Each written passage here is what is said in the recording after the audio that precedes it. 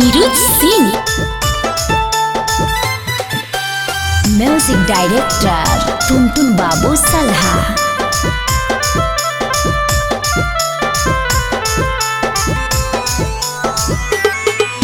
चढ़ल जवानी की झड़ है पानी, सुख हो नाही देवही रे, सुख हो नाही देवही रे।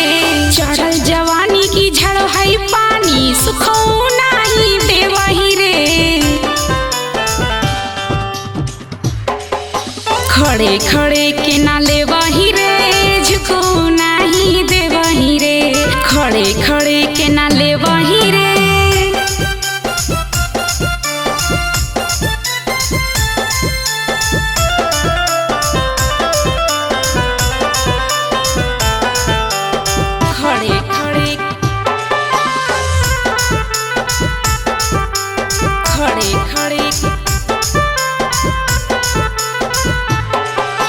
धैचा में भैंसा के जैसन हियरवा, हमरा है ऊपर डेवही रे, डेवही रे, डेवही रे।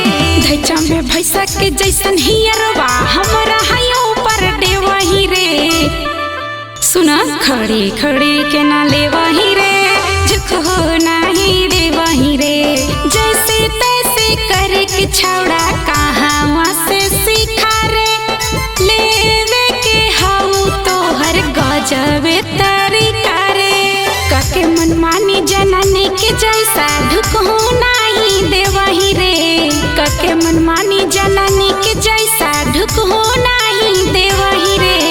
खड़े खड़े के ना लेवही रे, झुको नाही देवही रे। खड़े खड़े के ना लेवही रे, झुको नाही देवही रे।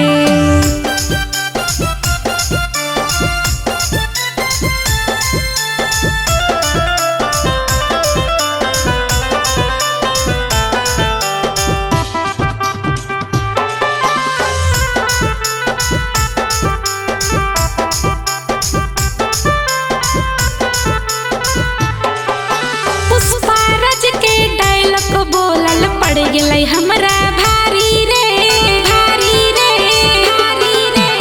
पुष्पाराज के डायलॉग बोलल पड़ गई हमरा भारी रे। सुना देहिया के गर्मी छौड़ा देल है हमरा झाड़ी रे।